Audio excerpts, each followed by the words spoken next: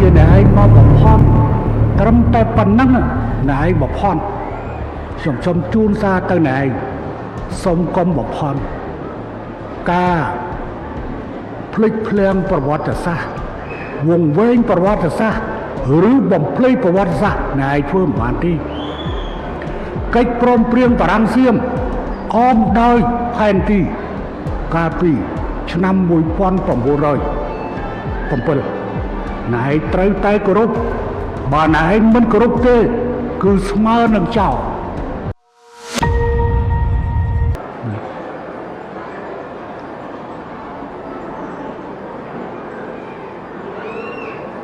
អ្នកដែលមានសិទ្ធិបញ្ជាតបគឺនាយករដ្ឋមន្ត្រីការពារជាតិនិងអគ្គបញ្ជាការកងទ័ពប៉ុន្តែខ្ញុំមានភារកិច្ចទទួលខុសត្រូវមួយ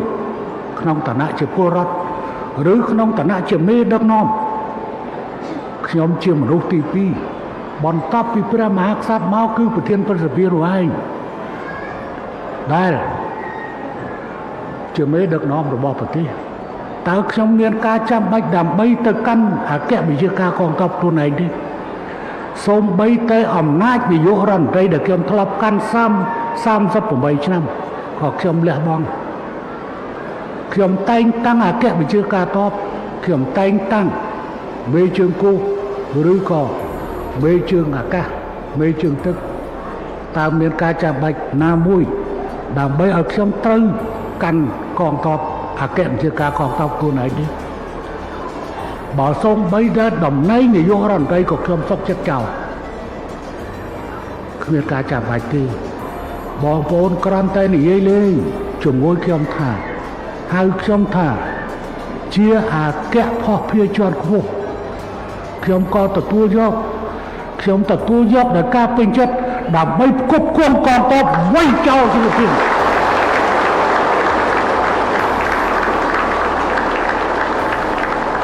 សម្លេងរបស់ហ៊ុនសែនគឺជាសម្លេងជាតិរបស់កម្ពុជាជាមេដឹកនាំនៅក្នុងការលើកគោលនយោបាយយុទ្ធសាស្ត្រការពារជាតិដោយផ្អែកលើខឿនការពារជាតិរបស់ប្រជាជនហ៊ុនសែនបានដឹកនាំប្រទេសនេះចូលរួមដឹកនាំនិងដឹកនាំប្រទេសនេះរយៈពេលជិតកន្លះសតវត្សទៅហើយដោយតែគ្មានការចាំបាច់ណាដើម្បីឲ្យខ្ញុំទៅកាន់អគ្គបញ្ជាការកងទ័ពខ្លួនឯងនោះទេហើយឥឡូវនេះឧត្តមសេនីយ៍នៅខាងក្រោយទាំងប្រមាណពួកគេតែងតែគោរពនិងផ្ដល់តម្លៃដល់ខ្ញុំក្នុងឋានៈជាមេដឹកនាំរបស់ពួកគេខ្ញុំមិនមែនត្រឹមតែជាមេតបទេក៏ប៉ុន្តែគឺជាអ្នកបង្កើតតបដើម្បីវាយប៉ុលពតកាលពីដើមហេតុអ្វីទៅបានជាអ្នកឯងមកបំផន់ត្រឹមតែប៉ុណ្ណឹងអ្នកឯងបំផន់ខ្ញុំសូមជូនសារទៅអ្នកឯងសូមកុំបំផន់ការភ្លេចភ្លាំងប្រវត្តិសាស្ត្រវង្វេងប្រវត្តិសាស្ត្រឬបំភ្លៃប្រវត្តិសាស្ត្រអ្នកឯងធ្វើមិនបានទេកិច្ចព្រមព្រៀងបារាំងសៀមអមដោយផែនទីកាលពីឆ្នាំ1907ណែឯងត្រូវតែគោរពបើណែឯងមិនគោរពទេគឺស្មើនឹងចោលយើងប្រើផែនទីត្រឹមត្រូវរបស់យើងតាមដោយច្បាប់អន្តរជាតិតាមច្បាប់អន្តរជាតិណែឯងចុះហត្ថលេខាជាមួយនឹងបារាំងនៅពេលនោះណែឯងត្រូវតែទទួលស្គាល់ដោយសារណែឯងមិនទទួលស្គាល់ផែនទីនោះហើយគូសផែនទីខ្លួនឯងទើបមានរឿងនេះកើតឡើងដូច្នេះបង្កវិនាសកម្មសម្រាប់ប្រជាជនកម្ពុជាឥឡូវសូម្បីតែអ្នកទៅនឹងកូនខ្ចីអ្នកដែលមានផ្ទៃពោះក៏មកកាន់ទីនេះមនុស្សចាស់ជនពិការក៏មកកាន់ទីនេះតើប្រជាជនកម្ពុជាចង់បានទេយើងអត់ចង់បានទេខ្ញុំជឿជាក់ថាប្រជាជនថៃក៏មិនចង់បានដែរក៏ប៉ុន្តែមានជនល្មោកសង្គ្រាមមួយកុំតូចដែលចង់ធ្វើរឿងនេះជំលោះនយោបាយនៅឯបាងកកបានផ្ទេរជំលោះមកកាន់ព្រំដែនកម្ពុជាថៃអ្នកត្រូវយល់មិនមែនកម្ពុជាល្ងង ដែលមិនដឹងរឿងរបស់អ្នកឯងទេថ្ងៃស្អែកខ្ញុំនឹងបកស្រាយជូនអ្នកឯងសូម្បីតែអ្នកឯងដូរឧបនាយករដ្ឋមន្ត្រីអនុជិញដែលជាឧបនាយករដ្ឋមន្ត្រីនិងរដ្ឋមន្ត្រីមហាផ្ទៃក៏អ្នកឯងផ្ដាំមកខ្ញុំដែរអ្នកឯងសូម្បីតែគ្នារបស់អ្នកឯងក្បត់ទៅហើយតើជាមួយខ្ញុំអ្នកឯងហ៊ានក្បត់ទេច្បាស់ជាហ៊ានក្បត់ថ្ងៃទី15ណែទៅចាំបានផ្ដាំតាមមនុស្សម្នាក់ថាដូរអនុជិញចេញពីរដ្ឋមន្ត្រីមហាផ្ទៃដើម្បីយកក្រសួងមកឲ្យធ្វើថៃកាន់ខ្ញុំសូមជម្រាបអ្នកឯងខ្ញុំបានប្រាប់ទៅអ្នកឯងវិញថាដូរគេប្រយ័ត្នគេដូរខ្លួនឯងហើយអ្នកឯងរងចាំមើលទៅនៅលទ្ធផលហើយប្រសិនបើអ្នកឯងបើហ៊ើនខ្ញុំនឹងលាតត្រដាងទាំងអស់នៅអ្វីដែលអ្នកឯងនិយាយជាមួយខ្ញុំរាប់ទាំងការប្រមាថព្រះមហាក្សត្ររបស់អ្នកឯងខ្ញុំអាចនិយាយអញ្ចឹងហើយកូនរបស់អ្នកឯងបដៅកូនរបស់អ្នកឯងទៅបដៅកូនរបស់អ្នកឯងក៏មានកូនធ្វើនាយករដ្ឋមន្ត្រីហើយខ្ញុំក៏មានកូនធ្វើនាយករដ្ឋមន្ត្រីប៉ុន្តែអ្នកឯងកុំផន់ច្រឡំអសោះជាមួយនឹងហ៊ុនសែន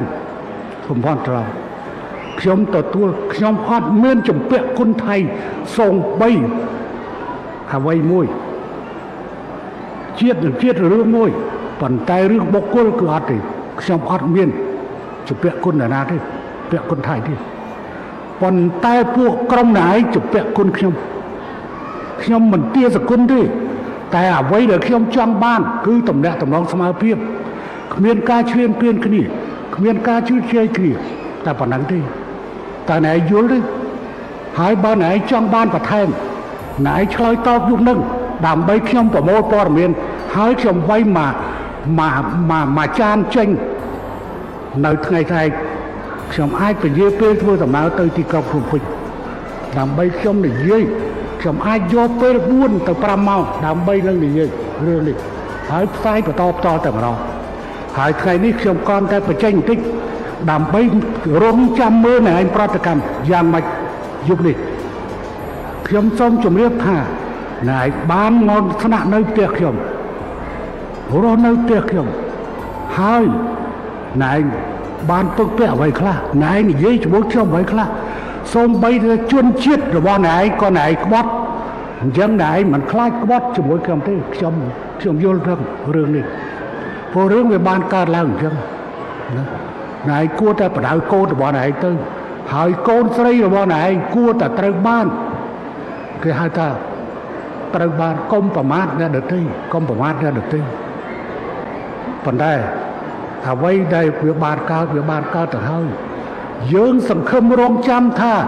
នៅប្រទេសថៃនឹងមាននាយករដ្ឋមន្ត្រីថ្មីហើយចេញមកដើម្បីនឹងដោះស្រាយជាមួយកម្ពុជាព្រោះនៅពេលនេះយើងមិនដឹងថាត្រូវចរចាជាមួយអ្នកណាអំណាចពិតប្រាកដគឺជាអ្នកណាតើជាតបឬជាបកនយោបាយឬក៏អ្នកនៅក្រៅបកនយោបាយឬក៏ជានាយករដ្ឋមន្ត្រីវាអត់ដឹងថាណាជាអ្នកមានអំណាចពិតប្រាកដវាលំបាកណាស់ហើយយើងក៏អាចយល់ដឹងបានថាគឺលុះត្រាតែមាននាយករដ្ឋមន្ត្រីថ្មីចូលកាន់តំណែងអ្នកនោះអាចនឹងមានសុខចន្ទៈដោះស្រាយជាមួយនឹងកម្ពុជាមិនមើលទៅថៃជាសត្រូវនោះទេយើងគ្រាន់តែចាត់ទុកថាពួកជ្រុលនិយមមួយក្រុមដោយរយទៅដោយកងទ័ពខ្លះនិងអ្នកនយោបាយខ្លះតែប៉ុណ្ណោះយើងមិនប៉ះពាល់